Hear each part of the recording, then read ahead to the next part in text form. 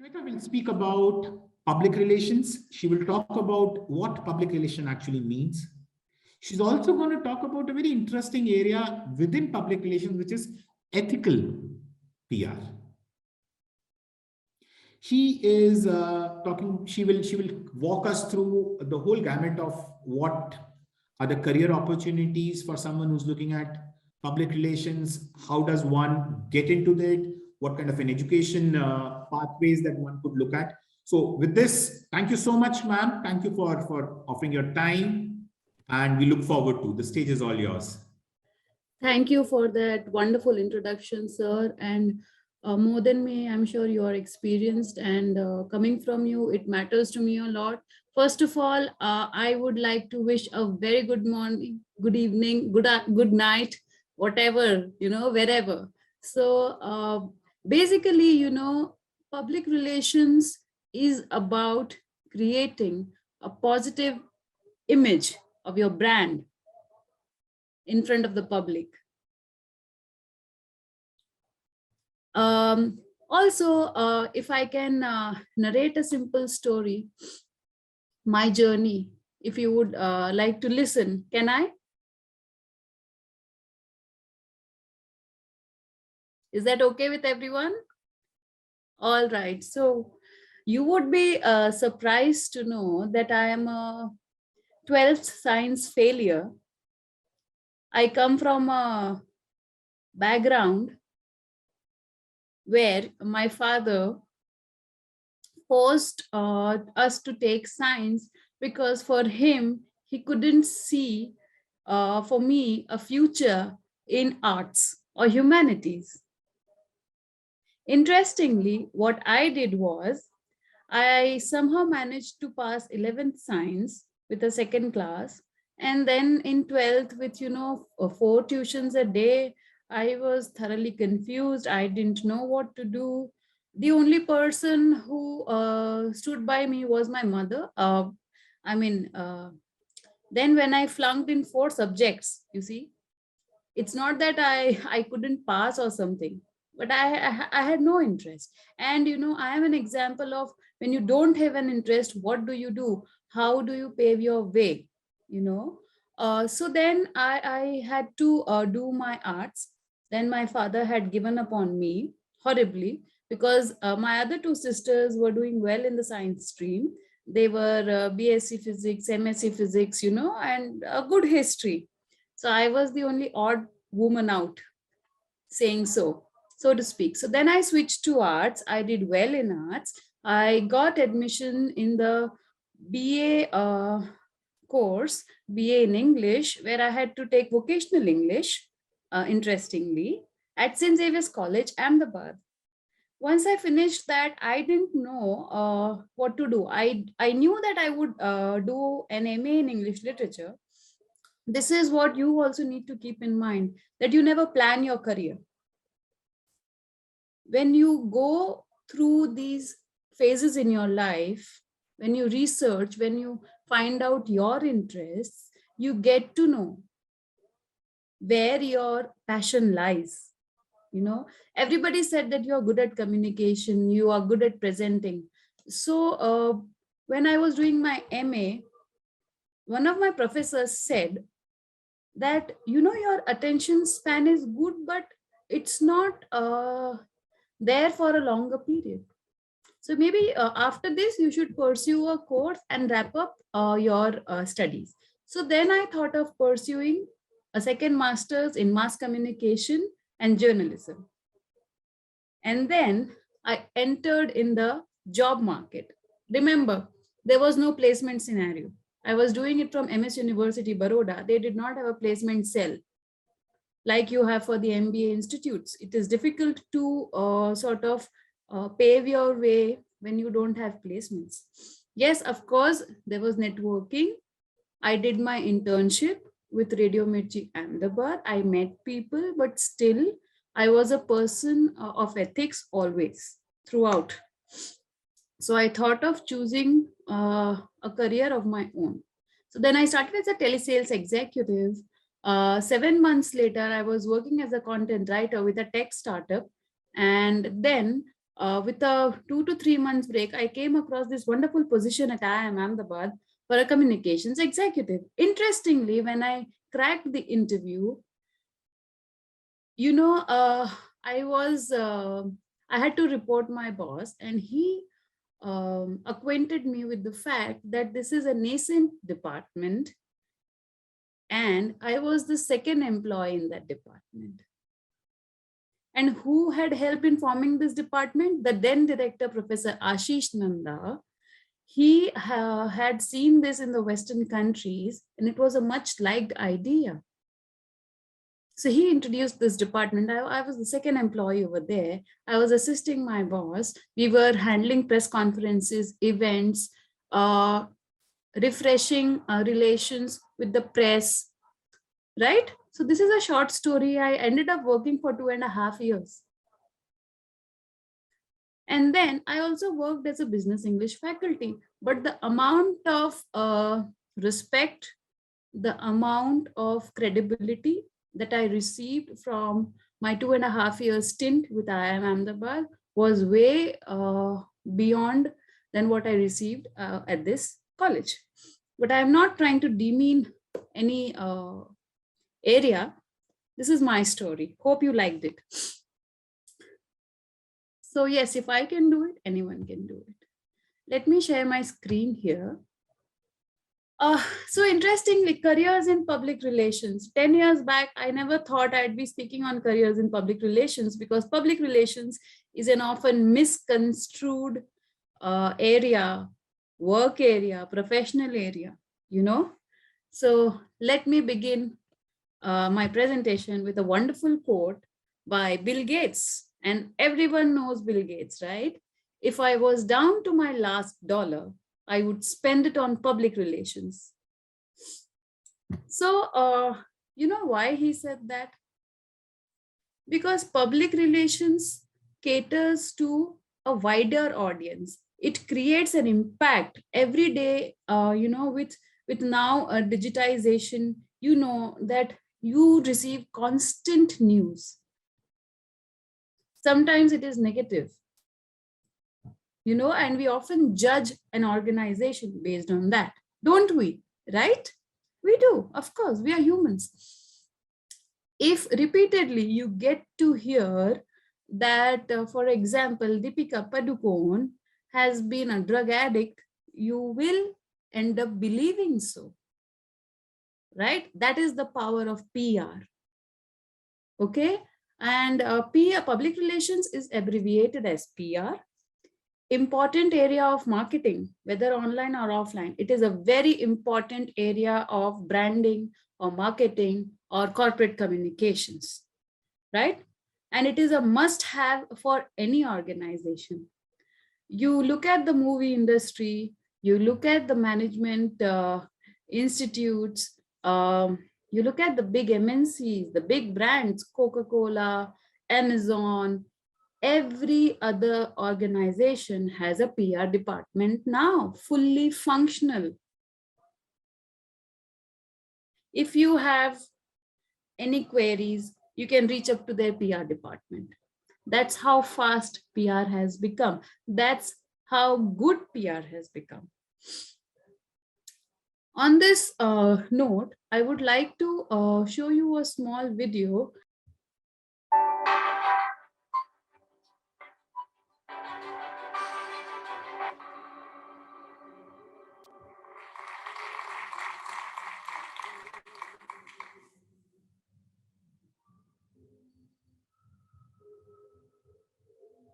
Let me start you off with a simple show of hands. Please raise your hand for me if you have ever stayed at a hotel where they serve egg and bacon for breakfast. Let me see your hands. Thank you. Now, as I actually expected, and I'm sure you did too, that was basically everyone. However, what everyone doesn't know about the whole egg and bacon thing is that was actually a result of a 100-year-old PR campaign. This PR campaign in the beginning of the 19th century was orchestrated by a man named Edward Bernays. Edward Bernays was actually the cousin of the famous psychologist Sigmund Freud. And he has been dubbed in the later years to be the father of public relations. Now, what Edward Bernays did was that he had this client who was a food manufacturer, and this food manufacturer wanted Edward Bernays to help them to get Americans to eat more meat. So Edward Bernays thought it would be a good idea to get people to eat a more heavy breakfast, a sturdier breakfast. So what he did was that he reached out to 5,000 doctors and physicians and asked them if Americans would benefit from having a sturdier breakfast. 4,500 of those doctors and physicians, they said, well, yes, that sounds reasonable, and the rest is history. Now, Edward Bernays did a lot of other things as well. One of the things he's famous for in the PR world is that he had another client. I think this was in the late 1920s, which was Lucky Strike, you know, the cigarette brand, the tobacco brand. And Lucky Strike, they were quite irritated over the fact that only men at this time smoked cigarettes and women didn't. So they felt that there was a 50% market that was literally untapped. So they asked Bernays can you help us to tap into this enormous market? So what Bernays did was that he reached out to female influencers, artists and actresses of the time. And what the actual science behind relationships is. I think there's a very interesting hypothesis, and that's the hypothesis. Yeah, so basically this PR professional, Jerry, is talking about, PR as also personal relationships. Interesting, you can watch this full video later on. I have shared the link in the comment box. Okay, in your leisure, you can look at this video. So basically, what is PR then? PR is about maintaining relationships as well. A lot of people think that you have to maintain relationships only with the media. No, it's not like that. PR is about maintaining relationships with your internal members, with at the global level. You have to envision your company as a brand, and it becomes a brand when it caters to the international audience as well. From your regional to your national to your international audience. All right. Now coming down to this interesting difference between public relations and media relations. So let me do a slideshow here. Yeah, public relations develops the story. Media relations broadcasts it. PR is centered on helping organizations find their story. It's about helping brands figure out what they want to say and to who. With media relations, you're given a platform and distributed widely to customers of news. So hope you're trying to get what this slide means. So basically, media relations is a subset of the main set, that is public relations. Clear? So you have to manage your relationship with the press, with the people in other organizations, as good as you are maintaining your relationship with your family members. Right? Now, for example, let me give an example from my experience. There was this journalist, a disgruntled journalist, and people have this thing about brands, they might want to malign the name of the brand in whichever way possible. And this journalist was from the Times of India, and she had covered a negative news, and which was not true. So even we requested her to not do it, or to write a response, press response to this article of hers, give a positive response, take it from the detector and publish it. She was not ready to do that. So then we had to request her to not attend future events. So sometimes you have to make these decisions. At an event where the then President of India, Pranav Mukherjee, was invited, we were given the task of inviting only a handful of media people who would adhere to the guidelines, to also the understanding that this event is on a larger scale and not everybody can attend this event, because your staff is also attending this event, and this event was important for the students because it's an institute. So whatever happens, it is for enriching the knowledge of the students.